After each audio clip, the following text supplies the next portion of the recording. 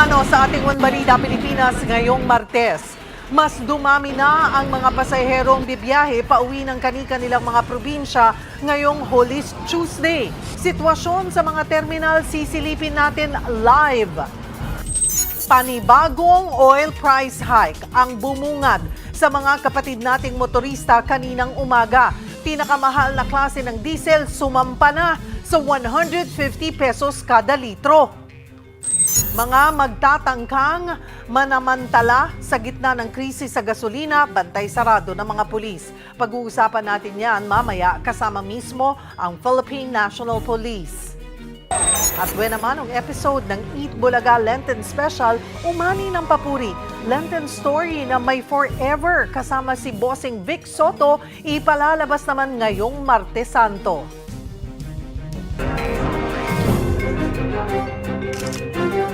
Magandang taghali, Luzon, Visayas at Mindanao. Thank you for joining us. Good afternoon sa mga nanonood sa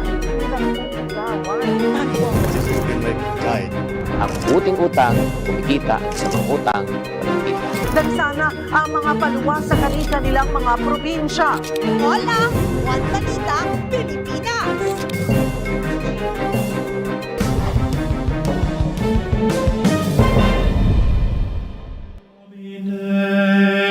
Et miserere, quia peccavi. Magandang tanghali, Luzon, Visayas at Mindanao. Ngayong Semana Santa, hindi na muna magdadala ng sariling sasakyan pauwing probinsya ang ilan nating kapatid dahil nga sa mahal na petrolyo. Magbubus ang iba para raw makatipid. Para sa update magbabalita, si Mobile Journal, Ivan Tarinkel, live mula sa Parañaque Integrated Terminal Exchange o PTEX. Ivan, anong update dyan? Cheryl, kumpara nga kahapon, mas makapal na ang dami ng pasahero dito sa Parañaque Integrated Terminal Exchange o PITX. Halos mapuno na ngayong umaga ang mga waiting area sa iba't ibang gate ng terminal. Biyaheng probinsya ang karamihan sa mga pasahero kaya nagdagdag na ng ekstrang biyahe ang mga bus companies para mas maraming maserbisyuhan. Dagdag pa ng PITX management, may mga naka-standby pang bus sakaling kailanganin. Cheryl, pagdating naman sa bentahan ng mga tiket, may mga mabibili pa naman. Yun nga lang, sa dami ng pasahero, baka hindi na makapili ng oras ng biyahe. May ilan namang pasahero ang sinwerte, nakabili ng tiket kahit walk-in. Sa pagtatanong naman natin sa mga pasahero, napansin natin na may ilan sa kanila na pinili nilang mag-commute kaysa magdala ng sariling sasakyan. Mas tipid daw kasi ito ngayong mataas ang presyo ng gasolina at diesel. Samantala, sa isinagawang random drug test ng LTO kahapon, 3 bus driver ang nagpositibo sa illegal na droga. Agad na kinumpiska ang kanilang mga lisensya at kinatigil silang makabiyahe habang sumasailalim sa confirmatory test. Kasabay niyan, naglabas na rin ng show cause order ang LTFRB laban sa 8 bus companies dahil sa illegal na pagtaas ng pamasahe. Kapag napatunayan, posibleng maharap sa suspension o cancellation ng Certificate of Public Convenience sa mga operator ng bus companies. Binigyan sila ng 10 araw para magpaliwanag at nakatakdang isagawa ang pagdinig sa April 23. Cheryl, sa pagtataya ng mga otoridad dito sa PITX, inaasahan na mas dadami pa ang mga pasahero simula mamayang hapon. Kaya paalala sa mga mag-walk-in, asahan na mas mahaba ang pila at posibleng kakulangan ng slot sa biyahe. Pero ngayon, Cheryl, ikot ko kayo saglit dito sa loob ng terminal para makita natin yung current situation. Dito, Cheryl, makikita natin, ito yung entrance ng ating terminal. Makikita natin na talagang gumagana pa rin yung mga metal detector at mano-manong chine-check ng mga security personnel yung mga kagamitan na yan. Dito naman sa side na to, makikita natin na merong canine dog na nag-check ng mga bags, yung malalaking mga bags na hindi kayang ma-check manually. Pero dito, makikita natin, Cheryl, pakita lang natin, sir, pakita lang natin yung laman ng confiscation. Ito, pakita natin. Ito, Cheryl, yung mga bilang ng mga nakonfiska na mga ipinagbabawal dito sa loob ng terminal. Ito, makikita natin karamihan dito. Puro lighter, gunting, at ayan, dagdag pa na lighter at gunting. So, pinagbabawal yung mga flammable materials, mga matutulis na bagay, at syempre, yung mga barel dito, Cheryl. Yan muna ang latest dito ngayon, Cheryl. Maraming salamat, Mobile Journal, Ivan Tarinque. Kahit Holy Week na, nagbawas pa rin ang biyahe ang mga bus na panorte sa terminal sa Cubao, Quezon City. Para sa update, magbabalita si Mobile Journal Ray Vicente. Ray? Cheryl, imbis nga magdagdag biyahe dahil magsisuwian ang marami sa ating mga kapatid sa kanilang probinsya. Ngayong Semana Santa, ang ilang bus companies ay piniling magtapyas ng biyahe dahil nga sa pagtaas presyo ng produktong petrolyo. Kung ikukumpara noong nakaraang Semana Santa, parehas pa rin daw ang bilang ng pasahero rito sa Cubao sa kabila ng presyo ng petrolyo. Ilan kasi sa mga nakausap natin ay pinili ang mag-commute imbis gamitin ang kanilang sasakyan. Suspendido pa rin kasi hanggang ngayon ang fare hike, kaya sinamantala na ng ating mga kapatid na gustong makatipid. Pero namumroblema ang ilang bus company na nanatili ang presyo ng mga tickets dito sa Cubao, lalo't may panibagong taas presyo. Kaya naman nagbawas ng bus trip sa mga biyaheng panorte para pagpisahin na lang ang mga biyaheng ngayong Semana Santa. Maliban sa pagbawas ay nagkaroon din ng merge trips sa biyaheng panorte kung saan imbis 2 bus ang pinapasada sa magkasunod na oras ay 1 bus na lang ang babiyahe. Halimbawa nito, Cheryl, kung dati 2 bus ang nakaschedule, bumiyahe ng alas 9 at alas 10 ng umaga, ngayon 1 bus na lang naka-allocated para sa schedule ng 9 a.m. at 10 a.m. At ang pagsususpende sa free ride privilege kung saan bubuksan lamang ang makina at aircon ng bus 5 minuto bago.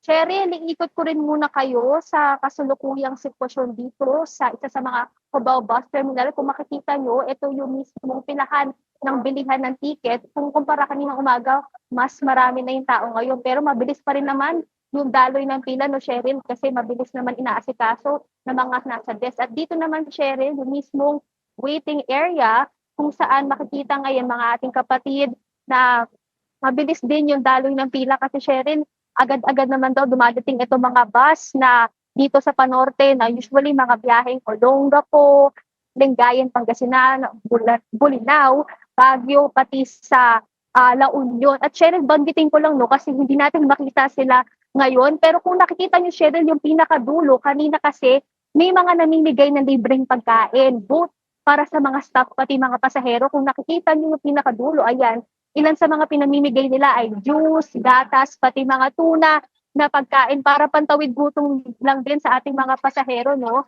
Pakita ko rin doon, Cheryl, syempre yung mga ating kapatid na priority lane, kung makikita niyo meron silang sariling lanes para sa mga senior citizens, PWD at buntis. Cheryl, sa ngayon ay wala naman dapat ipag-alala raw ang mga ating kapatid na pasahero dahil pwede pa rin naman mag-online reservation at kasi sa ngayon, Cheryl, mga biyaheng panorte ay wala pa naman daw fully book sa ngayong araw. Cheryl? Maraming salamat, Mobile Journal Ray Vicente. May mga inihandang aktibidad ang Baclaran Church para sa mga debotong magbibisita iglesia roon. Para sa detalye, magbabalita si Mobile Journal Daniel Dayaw. Daniel? Cheryl, nagsimula ng magbisita iglesia ang ilan sa mga kapatid nating Katoliko dito sa Baclaran at bukas inaasahang mas dadami pa ang mga debotong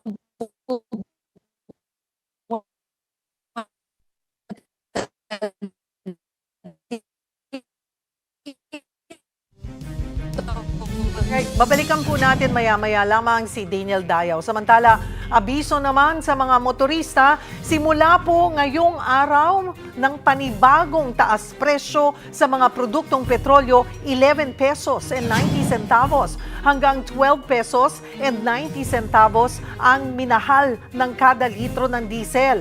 Halos 3 pesos naman ang itinaas sa kada litro ng gasolina. At dahil po dyan, aabot na nga ng halos 150 pesos ang kada litro ng diesel habang nasa 100 piso na ang gasolina.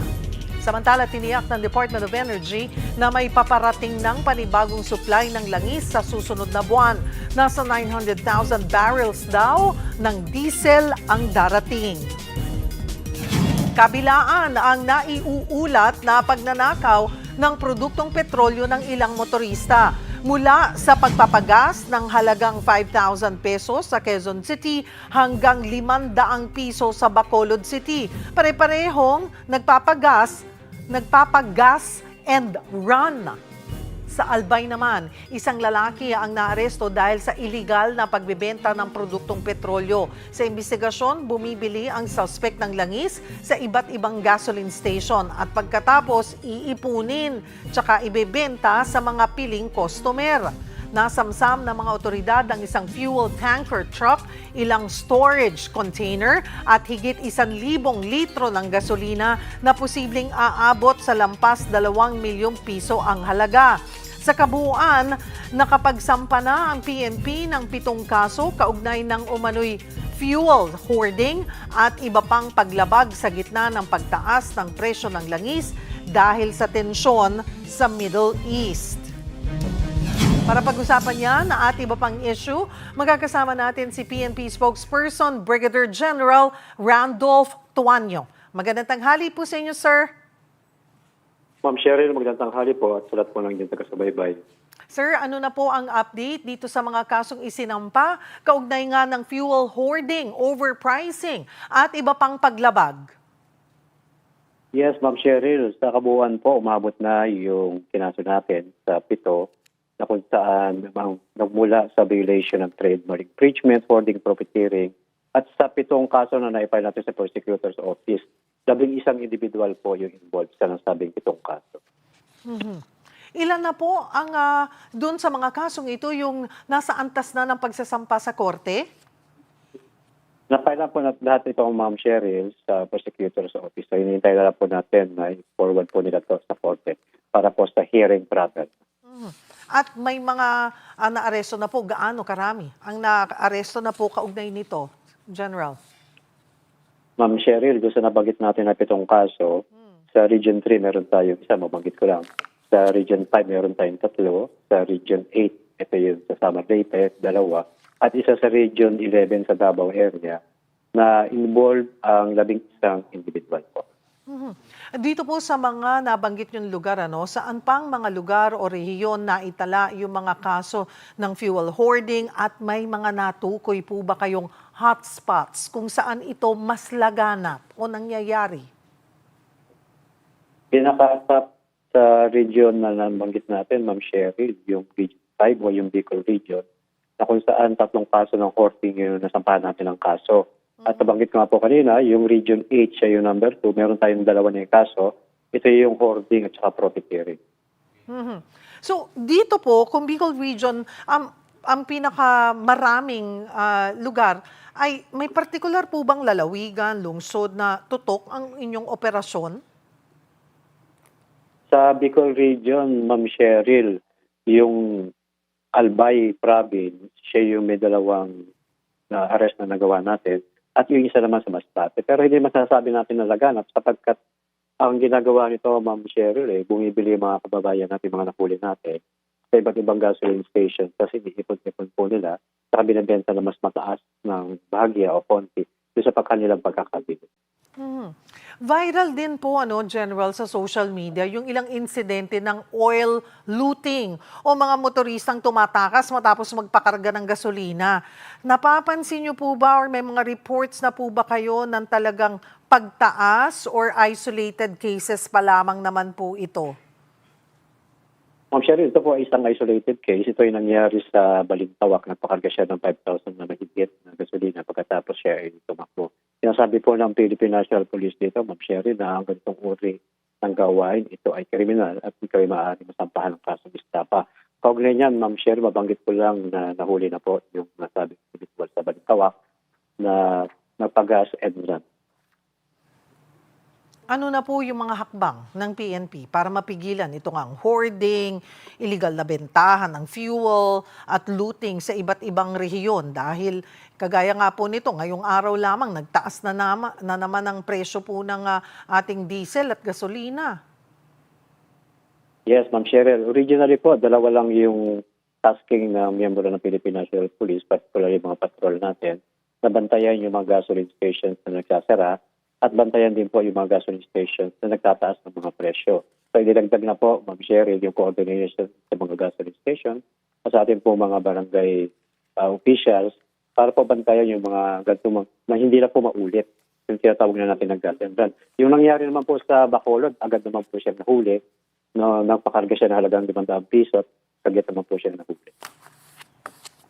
Paano po pinapalakas ng PNP ang koordinasyon sa ibang ahensya at mga establishmento para nga matugunan yung mga ganitong insidente po? Pinaka-importante, Ma'am Cheryl, kasi yung coordination sa mga gas station, sa mga local government units para maiwasan natin yung mga ganitong activity o criminal activity ng mga ating kababayan. Ang pinaka-importante ito, pag makita ng kababayan natin, Ma'am Cheryl, nagpapayla tayo ng mga kaso sa mga ganitong uri ng aktibidad, ito ay magiging deterrent, hopefully, Ma'am Cheryl, sa ating mga kababayan. Ano po ang babala ng PNP dito sa mga sangkot sa hoarding, overpricing at looting at ano yung mga posibleng kaharapin nila na kaso, sir? Ang mga nabanggit na aktibidad po ay isang criminal activity, pinagbabawal ng batas. Ang Philippine National Police po ay hindi ito na mag-file ng mga halimbawa ng search warrant, conduct po ng mga checkpoint upang hulihin yung mga ganitong individual. Ito po ay taasang paglabag sa batas ng bansa bilang 33 na may parusa po na kulong at penalty. General, dito naman po tayo sa monitoring ninyo dito sa pagpasok ng Holy Week. May mga naitala na po bang untoward incidents? Kamusta ang pagbabantay po ng pulis? Yes, Ma'am Cheryl, malaking bagay na kita po ng ating GPNP na General Nasates at CSILG sa John Vic Remulla, yung numero po na o bilang ng deployment natin na magbabantay po sa ating mga kababayan, lalo-lalo na po yung pupunta sa iba't ibang lugar, mag-enjoy po ng summer vacation, especially ng Holy Week. Magandang report po na wala naman po tayong natatanggap na ulat sa uglay ng mga nasabing insidente. Maganda, Ma'am Cheryl, katatapos lamang po ng press briefing ng interagency coordination. Nandiyan po yung DILG, yung DOTR, DPWH, ang ating po GPNP, para po pag-usapan kung paano po papangalagaan ng ating gobyerno, ng ating mga kababayan na mag-enjoy po sa summer vacation. Gaano karaming pulis po ang dineploy ninyo sa transport terminals at mga simbahan, sir? Yes, sa kabuuan, nationwide, PNP po, deployment po natin 98,000 plus. At yung ating po mga augmentation, so nag-focus group sa abot po halos ng 52,000 plus. So kabuuan, Ma'am Sherry, yung tutulungan sa gobyerno, sa ating pamahalaan, at yung ating mga ibang grupo ay abot po na 150,000 plus. Ano po ang paalala ninyo sa publiko para manatiling ligtas, payapa ang paggunita ng Holy Week? Yes, Ma'am Cheryl, ngayon lang po pinag-usapan ng mga nasabing ahensya ng DOTR, DPWH, DILG at PNP kung paano natin magiging payapa at maayos yung pagdiriwang ng ating Holy Week. Hanggang sa parte po ng DPWH at DOTR, inaayos po nila yung mga kalsada para maalis po yung mga obstructions para po ito hindi maging contributory sa halimbawa sa mga aksidente. Para naman po sa DILG at sa PNP, panawagan po natin sa mga kababayan natin na iwasan po yung pag-drunken driving o yung driving under the influence of liquor po. At yung pag-observe po ng mga speed limit. At nga rin, mabanggit ko, Ma'am Cheryl, yung mga pupunta naman po sa mga resorts, nakikita po natin medyo mataas po yung numero ng ating drowning incidents. Kaya sabi po natin na ang ating maritime group at ating mga local police ay patuloy na magbabantay sa mga resorts at upang pupuntahan ng ating mga kababayan para patuloy na magpaalaala sa akin. Maraming pong salamat sa inyong oras, PNP spokesperson, Brigadier General Randolph Tuanyo. Hindi raw dapat tumaas ang presyo ng mga pangunahing bilihin hanggang second week ng Abril. Ayon yan mismo sa Department of Trade and Industry o DTI. Nag-inspeksyon din ang ahensya sa ilang grocery stores para alamin kung sumusunod sa suggested retail price. Para sa detalye, magbabalita si Mobile Journal Amy Atienza. Amy? Cheryl, sinisigurado ng Department of Trade and Industry na walang pagtaas sa presyo ng basic necessities and prime commodities sa iba't ibang supermarket dito sa Taguig City. Hanggang April 16 daw, hindi tataas ang mga presyo ng bilihin sa iba't ibang tindahan sa bansa. Pasok pa rin naman daw sa suggested retail price ng ahensya ang mga binebentang commodities sa mga tindahan. Kabilang sa mga basic necessities at prime commodities ang canned goods, bottled water, mga tinapay at toiletries. Higit 200 produkto raw ang minomonitor ng DTI. Pagsisigurado naman ni DTI Secretary Cristina Roque na hindi rin naman daw kukulangin sa supply ang mga ito. May ilang manufacturer na rin daw silang mismong nakausap na nagsasabi na maaari silang hindi magtaas ng presyo hanggang April 30.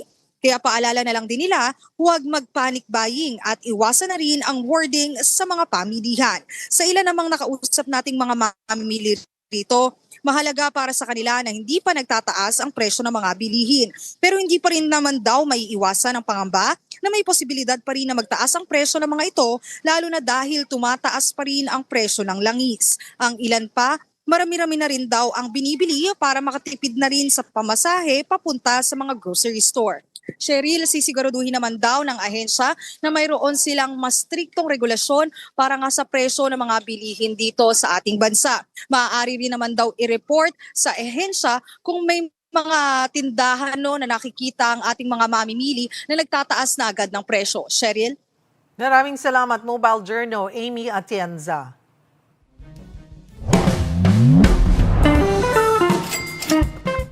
Searching kisang negosyante ako, may tama bang proseso sa pagtatrain ng bagong empleyado? Kung yan ang gusto mong malaman, panoorin mo to. Hi there, this is Shinkitan, your pambansang world coach. O may bago ka bang nakuwang empleyado? O nalilito ba? Hindi maayos? Or parati na lang siguro? Late? Nako, minsan ang totoo, hindi talaga sila ang problema. Alam mo, minsan, ang problema, walang malinaw na sistema na susundan galing sa kumpanya. Always remember, ito yung sinabi ng isang aking teacher. The failure of the student is the failure of the teacher. O kung bakit nagbumabagsak ang estudyante, kasi probably hindi magaling ang guro. Kaya minsan, yung mga empleyado natin, kung bakit hindi sila magaling at effective, baka mismo hindi natetrain. Kaya ito yung tip ko po sa inyo, kahit na may maliit kayong karenderya, or let's say maliit na tindahan na may tao kayo, number one, kailangan maliwanag ang orientation.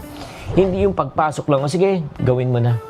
Kailangan malaman nila kung anong kanilang responsibilidad, kung anong gagawin nila. Di ba? Kung ano, hanggang anong oras sila magtatrabaho. Ano ang inyong mga policies? Ano yung mga rules? Kailangan ba anong oras sila papasok? Anong oras sila uuwi? Anong unang kanyang gagawin? Ano ini-expect sa kanya? Kailangan malinaw po yung expectation. At kung maaari po talaga meron ng tinatawag na checklist na sila ay susundan. Yung pangalawa, magbigay tayo ng tamang sistema. Una, teach them, turuan mo sila. Pangalawa, show them, pakita mo kung paano mo ginagawa. Pangatlo, share with them. Ika nga mag-share ka. Okay, akong unang gagawa, pangalawa, ikaw ang gagawa. And then, pagkatapos, siya na unang gagawa, ikaw naman huling gagawa, di ba? And then last but not the least is watch them. Kung alam mong kumpiyansa na sila, kaya nila, sige, pwede mo na silang iwanan. Ulitin ko, teach them, show them, share with them, and watch them. And last but not the least, di ba? Yung parang tanungin nyo from time to time, di ba? Ano ang may tanong ka ba? Paano ka ba mag-i-improve? Gusto mo bang malaman kung ano pang pwede mong gawin? So in other words, kumuha po tayo ng feedback. At malay nyo, kung sila pa ang pwedeng magbigay ng mas magagandang solusyon sa ginagawa nyo.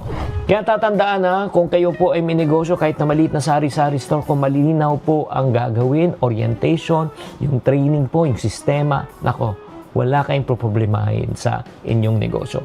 Tatandaan, ang negosyo ay lalaki hanggang sa level ng mga taong hinahire nyo. Kaya galingan nyo ang pagturo sa kanila para gumaling ang inyong negosyo.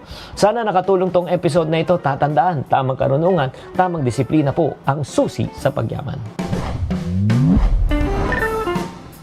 Susunod, utos ni Pangulong Bongbong Marcos, libre ang toll sa Central Luzon Link Expressway o CC-LEX hanggang Nobyembre. At Dalagita sa Pagadian City, hindi makalakad at lumalaki ang kanang braso dahil sa hindi malamang kondisyon. Yan at iba pa sa pagbabalik ng One Balita, Pilipinas.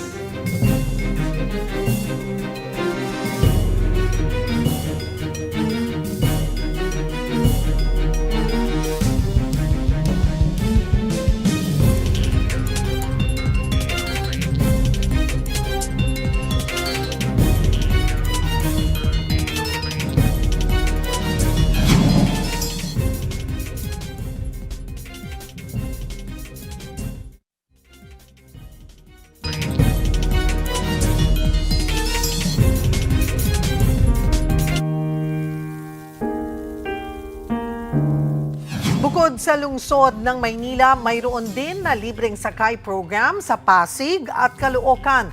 Malaking tulong daw ito di lamang para sa mga tsuper pero gayon din sa mga commuter. Para bigyan ng mukha ang balita, Mobile Journal, Jazz Paredes. Sa gitna ng tumataas na presyo ng langis, maraming mga kapatid natin ang nakikinabang sa libreng sakay program ng ilang lokal na pamahalaan sa Metro Manila. Sa Pasig City, 5 electric minibuses ang idineploy bilang bahagi ng kanilang transport at traffic management program.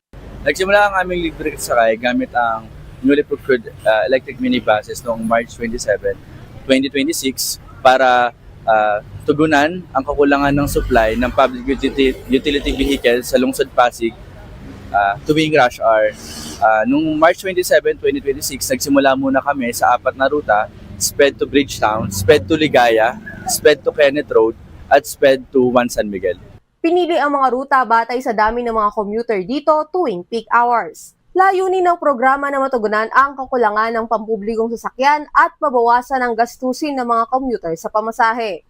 Umaabot sa halagang halos 4 na milyong piso ang bawat unit. Ngunit mas mababa ang gastos nito sa enerhiya kumpara sa mga tradisyonal na PUV.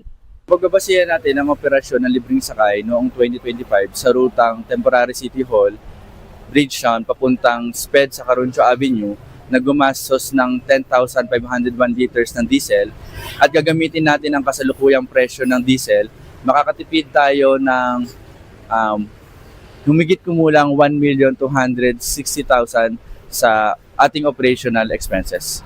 Bukas para sa lahat ng commuter ang libreng sakay sa Pasig. Bumabiyahe ito tuwing rush hour, una ay 5:30 hanggang 9 ng umaga at sumunod ay 3 hanggang 7 ng gabi. Fully air-conditioned ang mga minibus na may 24 seating capacity habang 5 para sa nakatayo. Meron kasi tayong sinusunod na service plan. So after 10 minutes, kapag hindi pa ito napuno, aalis na po ito. Pero wag pong mag-alala yung mga gusto pang sumakay sa ibang lugar, no? Ang mga ruta po na bago ay hindi point-to-point. Meron po kami designated pick-up and drop-off points along the route po. Approved naman yan sa mga commuter na makakamenos sa gastusin sa pasahe. Sobrang laki ng tulong sa amin kasi yung papasahe ko ngayon, naka-budget na to eh. Yung ngayon medyo nabawasan ng aabot pa to ng hanggang Sabado. Kasi nakatipid sa kaya kami dito. First experience, so it's okay. Ayan, lamig. Ang ganda bago-bago. Hindi ko alam kung saan yung mga ruta. So, basta nakita ko lang to. So, I consider myself lucky today. Pinag-aaralan na ng Pasig LGU ang pagdaragdag pa ng mga unit at ruta. Sa Caloocan naman, magsisimula rin ang libreng sakay sa Abril 6 sa pakikipagtulungan sa mga toda. Layunin nitong matulungan ang mga commuter at tricycle driver na apektado ng mataas na presyo ng krudo. Tatanggap ng 695 pesos ang mga driver para sa bawat 2 oras na serbisyo. Ipatutupad ito tuwing 7 hanggang 9 ng umaga at 5 ng hapon hanggang 7 ng gabi. Maaring makipag-ugnayan sa mga pinuno ng TODA o sa Tricycle and Pedicab Regulatory Services o TPRS ang mga nagnanais makiisa sa programa. Mga kapatid, Mobile Journal, Jazz Paredes po, hatid ang muka ng balita. May rollback ang toll fee para sa ilang sasakyan na dadaan po sa North Luzon Expressway o NLEX. Magbibigay din sila ng ilang libreng serbisyo ngayong Holy Week. Para sa detalye, magbabalita si Mobile Journal Francis Rivera live mula sa NLEX Balintawak Toll Plaza. Francis. Cheryl, mukhang marami sa ating mga kapatid ngayon ang nagko-commute na lang at hindi na gumagamit ng kanilang mga sasakyan. Kasi dito sa NLEX Balintawak Toll Plaza, kitang-kita na masyado pang maluwag para sa mga ganitong araw. Nasa 3% or 10,500 na lamang ang inaasahan nilang dadagdag na dadaan ngayong Holy Week sa NLEX. Mula ito sa 30,500 na daily na lumuluwas at pumapasok dito. Nasa 1,500 personnel naman ang nakakalat sa buong NLEX para masigurado ang kaayusan at daloy ng trapiko. Ayon sa pamunuan ng NLEX, malaki raw ang binawas nito mula sa nakdaang taon. Malaking epekto na rin daw kasi nito ang pagtaas ng presyo ng petrolyo. Pero kung ang presyo ng gasolina ay walang preno sa pagtaas, dito sa NLEX may rollback ang presyo ng mga toll fee. Sa ilalim yan ng toll rebate program. Balik muna sa dating presyo ang toll fees bago para gumalaw ang presyo nito noong January. Nasa 12 pesos to 72 pesos ang ibababa niyan depende sa entry o exit point. Qualified sa programang ito ay ang mga bus, modern jeepney at Class 3 vehicles at tatagal yan hanggang sa May 22, 2026. Bukod pa dyan, free towing, free basic mechanic service, first aid station, EV charging station at iba pang maaaring makuha ang serbisyo sa ilalim naman yan ng biyaheng arangkadang program. Magtatagal naman yan hanggang sa Lunes, April 6, 6 a.m. Cheryl, papakita ko lang ngayon ang sitwasyon ng sa mga oras na to dito sa NLEX Balintawak Toll Plaza. So makikita nyo, pila na yung, ito yung pila ng mga sasakyan na nasa cash lane. Nakabukas dito yung 3 to 4 lanes para dun sa mga na-cash lane. Pero doon naman sa may kabilang side, yung naka-RFID, no, na may mga RFID, tuloy-tuloy naman ang daloy ng pila. At paalala na rin daw sa ating mga kapatid na babiyahe pa sa mga oras na ito at sa mga susunod pa na araw ay panatiliing nasa kondisyon ang inyong sasakyan at ang inyong sarili. At kung magkaroon man ng aberya dito sa NLEX, maaari nyo daw tawagan ang kanilang hotline na 1-3-5000. Cheryl? Maraming salamat, Francis Rivera. Marami-rami na ang biyahero ngayong Holy Week ang nagtungo na sa Ninoy Aquino International Airport. At para sa update, magbabalita si Mobile Journal Yeda Pascual. Yeda?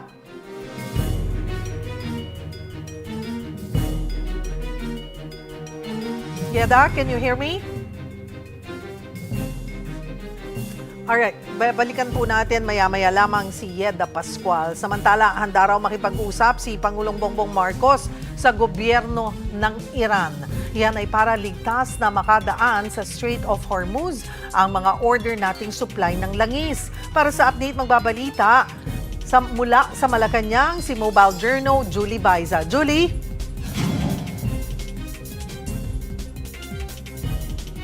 Cheryl, planong kausapin ni Pangulong Bongbong Marcos ang Iran para matiyak ang ligtas na pagbiyahe ng mga barkong dumadaan sa Strait of Hormuz na patungo sa Pilipinas.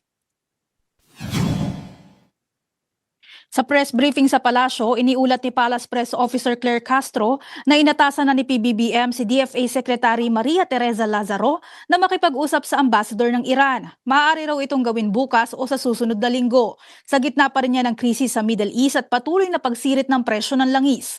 Kaninang umaga, pinangunahan naman ni PBBM ang pagbubukas sa Central Luzon Link Expressway o CCLEX Contract Package 4, Aliaga Cabanatuan Section sa Nueva Ecija. Inanunsyo rin ng Pangulo na toll-free ito hanggang sa Disyembre ng kasalukuyang taon. Sa ganitong paraan, maraming truck ang maaaring dumaan at mababawasan ng traffic sa MacArthur Highway. Makababawas rin daw yan sa konsumo ng gasolina, dahilan para hindi na tumaas pa ang presyo ng mga produktong ibinabiyahe sa CCLEX Aliaga Cabanatuan Section at sa mga karatig na lugar. Samantala, uuwi sa kanyang hometown sa Ilocos Norte si Pangulong Bongbong Marcos ngayong Holy Week. Sa ambush interview, sinabi ng Pangulo na gugugulin muna niya ang ilang araw sa Ilocos Norte para sa Semana Santa. Paliwanag naman ni Palace Press Officer Claire Castro, patuloy daw na magbabantay si PBBM at magbababa ng direktiba sa mga kailangan gawin ng mga ahensya ng gobyerno. Cheryl, nakatakdang bumalik ang Pangulo sa Malacanang sa darating na weekend. Cheryl. Maraming salamat, Mobile Journal Julie Baiza. Marami-rami na ngang biyahero ngayong Holy Week ang nagtungo sa Ninoy Aquino International Airport. Balikan natin si Mobile Journal Yeda Pascual. Yeda? Cheryl, mataas nga ang bilang ng mga dumadagsang pasahero dito sa NAIA Terminal 3 ngayong Semana Santa.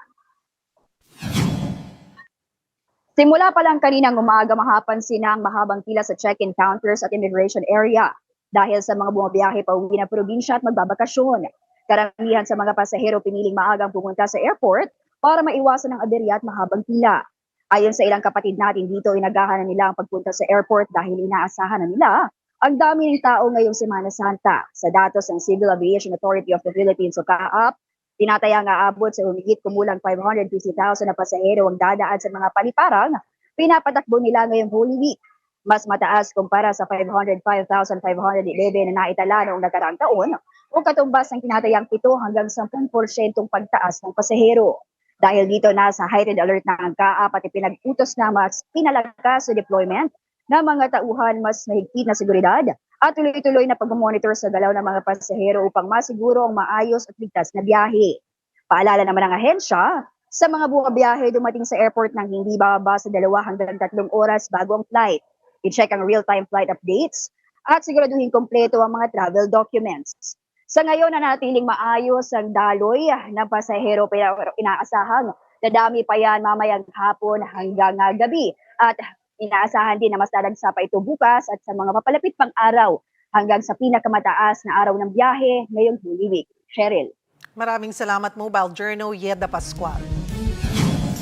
Balikan din natin ang sitwasyon sa Baclaran Church kung saan may mga inihandang aktibidad ang simbahan ngayong Holy Week. Para sa detalye, magbabalita si Mobile Journal Daniel Dayaw. Daniel.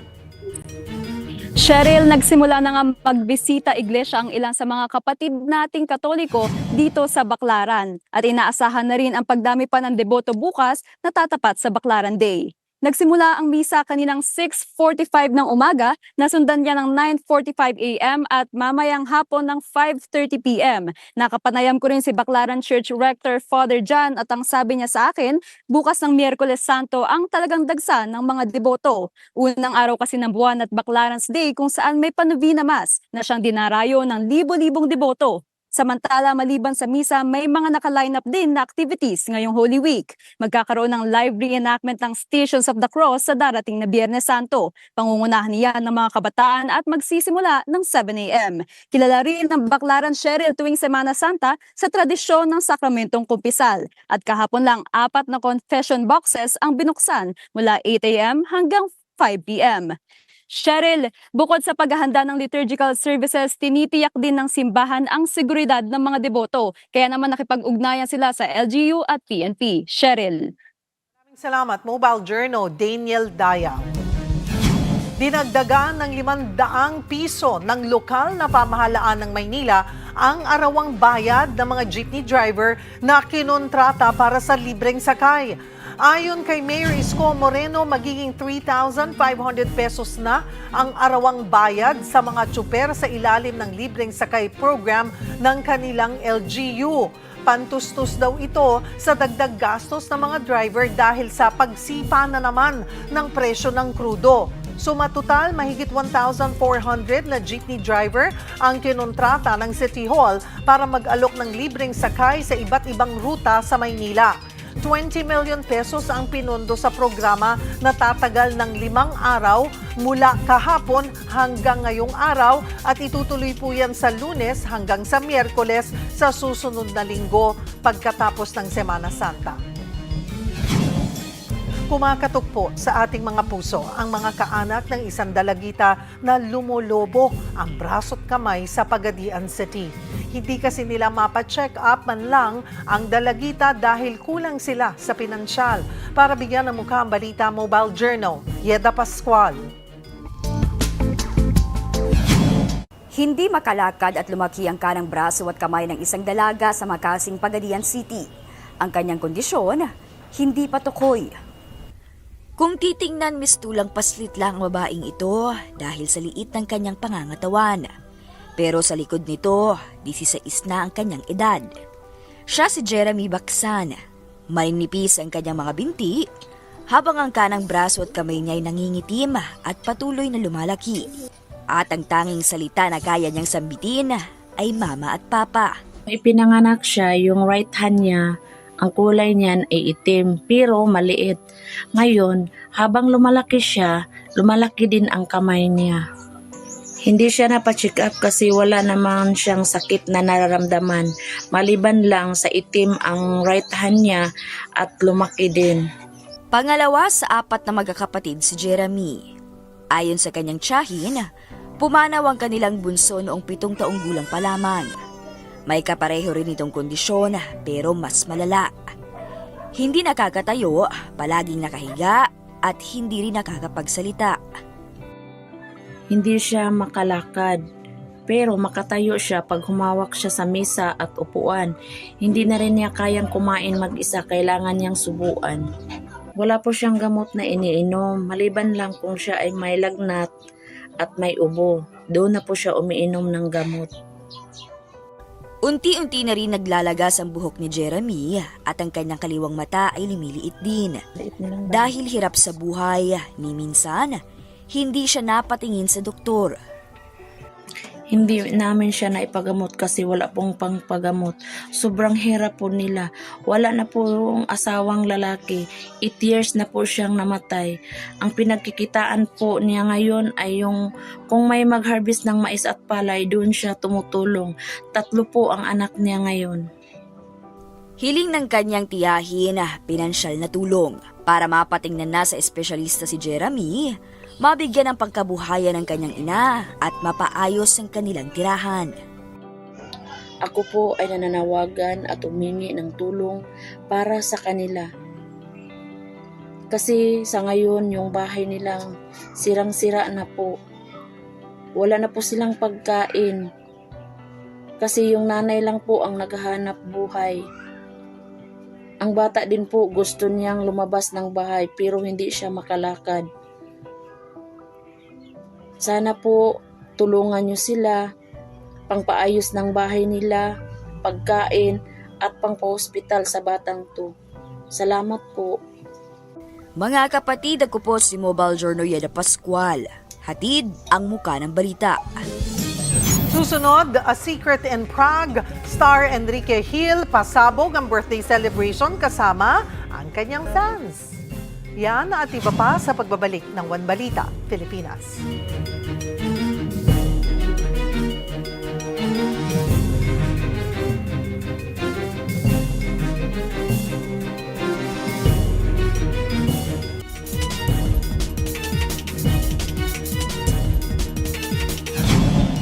Silipin natin ang sitwasyon sa libreng sakay program sa Maynila. Para sa update, magbabalita mula sa Maynila si Mobile Journal Arles de los Santos. Arles?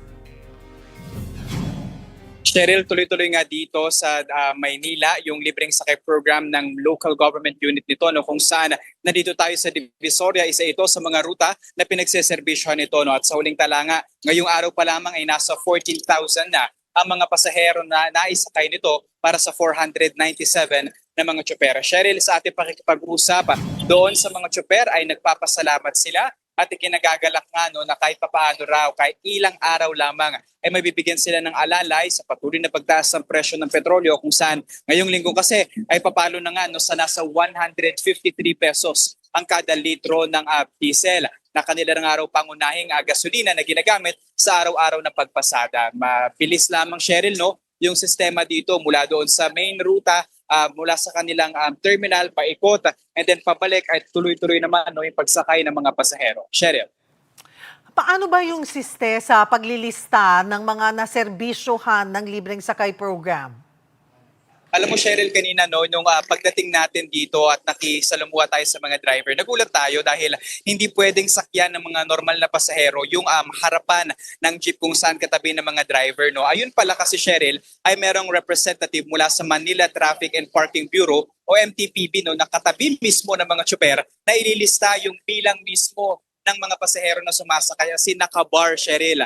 And then binibilang kung ilan yung nakakasakay sa bawat hilera ng jeep, and then yung punuan. Yung huli nating sinakyan ay nasa 18 yung kayang isakay nito, no? And may dalang papel yung mga miyembro ng MTPB, and then doon nila inililista no, yung mga naisasakay ng jeep na kanilang minomonitor. And then yun yung dahilan bakit mas mabilis at transparent at real time talaga yung nagiging bilang nila kung ilang pasahero na yung kanilang napagsilbihan. Pero syempre iba-iba din yung mga sinasakyan nilang mga jeep para nga masiguro yung rotation and mabilang ng maayos yung mga pasaherong sumasakay.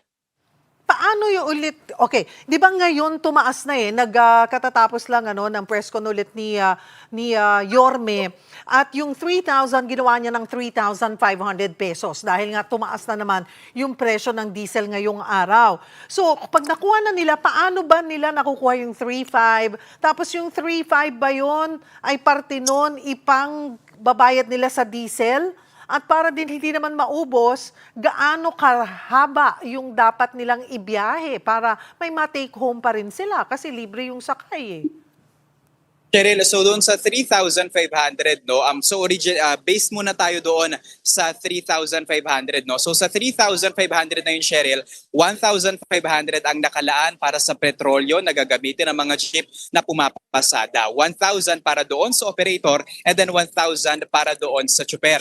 Malaking tanong, Cheryl, kung ilang oras pa kailangan na bumiyahe yung isang jeep para nga masabi na sulit yung ibinibigay na subsidiya ng pamahalaan. Ayon sa pakikipanayam natin dito sa mga tsuper, yung ilan sa kanila bumiyahe, nagsimula 4 a.m. ng umaga and then 5 p.m. ng hapon ay magtatapos na ang kanilang biyahe. No? And then meron din mga naka-schedule naman na babiyahe ng tanghali hanggang gabi para nga masigurado na hindi naman mawawala ng masasakyan sa kalsada. And then yung 3,500 na yun, Cheryl, ayon mismo sa MTBB staff nating nakausap, pagkatapos bumiyahe ng mga tsuper ay makukuha nila mismo yung 3,500 na yon doon sa pinagsisimulan ng kanilang biyahe and then pwede na silang uwi. So yun, Cheryl, 1,500 para sa crudo, then 1K for operator, and then 1K for jeepney driver, makukuha nila on the same day pagkatapos nilang bumiyahe. Maraming salamat, Mobile Journal, Arles de los Santos. Hola mga kapatid, pasabog ang birthday celebration ni kapatid superstar Enrique Hill. At eto na yung Lenten special na Eat Bulaga, pinuri po ng marami. Narito po ang report. Certified tearjerker ang unang Lenten special ng Eat Bulaga, titled The CEO, starring Dabarkads Joey De Leon, Miles Ocampo at Wally Bayola. Tungkol yan sa isang CEO na nagpanggap na janitor para mas makilala ang kanyang mga empleyado. With special participation ng veteran stars sa sina Bembol Rocco at Perla Bautista. Umani ng papuri ang acting ng cast, lalo ng pagiging kontrabida ni Dabarkads Miles. Ngayong Holy Tuesday naman ang Lenten story na My Forever. Pinagbibidahan niya ni na Bossing Vic Soto, Jose Manalo, Ryan Agoncillo at Forinoy Yon Yul Kim. Mapapanood naman sa Holy Wednesday special ang Bahay Aruga ni na Dabarkads Alan Kay, Paulo Ballesteros, Maine Mendoza at Raisa May, with special guest Miss Helen Gamboa Soto. Birthday wish granted para kay kapatid superstar Enrique Hill. Ang makabonding niyang muli ang kanyang fans. A for effort ang fans na punong abala sa birthday party ni Ken. Binahagi rin ng aktor sa kanila ang kanyang pinaghihirapang serye ngayon na A Secret and Prague. Kung sa nangyayari sa mundo ngayon, all the hate and negativity sa mundo, ibabalik ng natin is love at positivity. Sana po tayong lahat pinamagkakapatid. Kaya i-spread po natin ang love and positivity. Ito ang pagbabalik prime time ni Ken. Written by Mark Dwayne Angos na siyang may obra sa minahal na projects noon ni Ken, pati na ng Kathniel. And directed by Barry Gonzalez, hatid ng MQuest Ventures at Slingshot Studios. Totoy Pajaro, teenage hanggang ngayon, medyo cool. Yeah, medyo tumanda na ng konti, pero I'm just happy to be doing it with them. I mean, I wouldn't want to do it with anybody else. Yung partner. Powerhouse din ang cast with this leading lady Andrea Brillantes, Edu Manzano, Joel Torre, Ruben Soriquez, Cedric Juan, Kim Domingo, MQAA stars Mark Ian at Pinay, Kay Brosas at marami pang iba. Mapapanood na ang A Secret and Prague this April sa TV5. Maging mabuting tao man lang siguro.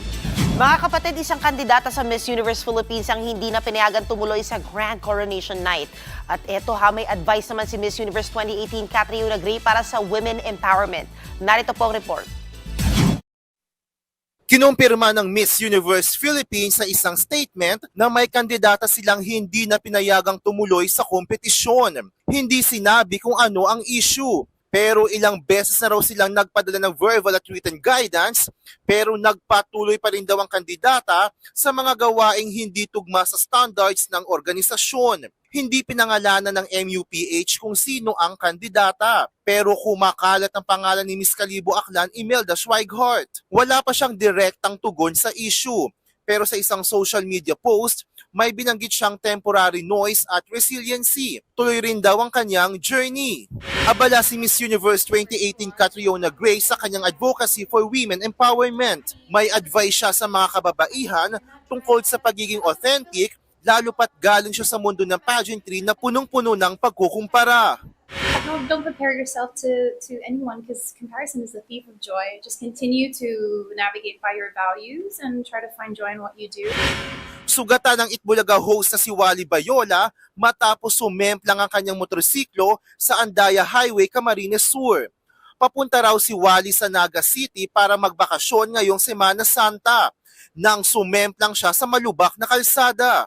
Ayon sa TVJ Facebook page, maayos ngayon ang kalagayan ni Wally na nagtamo ng mga sugat at bukol. May handog na libreng sakay ang upcoming kapatid seryeng My Best Friend Eman. Ngayong araw at bukas, March 30 at 31, may free ride sa rutang SM Fairview papuntang PITX pabalik.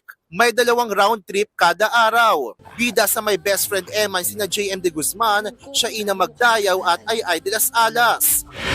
Pinarangalan ng ilang mompreneurs sa taunang Gawad Madiskarte Award ng PLDT Home. May cash at trophy ang mga madiskarting ina at negosyante para sa Startup Division Diskarting Angat.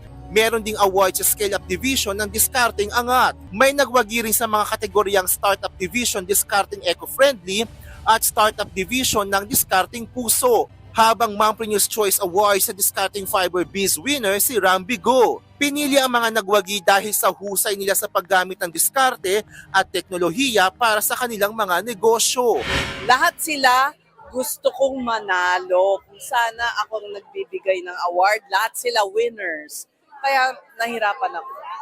Kasi lalong-lalo na yung mga pinagdaanan nila to. Very inspiring yung stories nila. Talaga naman from humble beginnings to hearing their success story. We're hoping to roll this out to even more areas. It's a nationwide effort pero we want to parang push more sa mga vismin.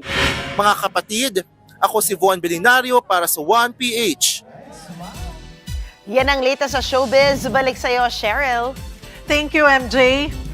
At yan po ang mga bumabanderang balita at public service sa inyong tunay na kasalo sa tanghali. Hanggang bukas, dito sa Balita magpapabusog sa inyong kaalaman. Ako po si Cheryl Cosim. Kami ang inyong kapatid sa public service. 1PH, teleserbisyo para sa Pilipino.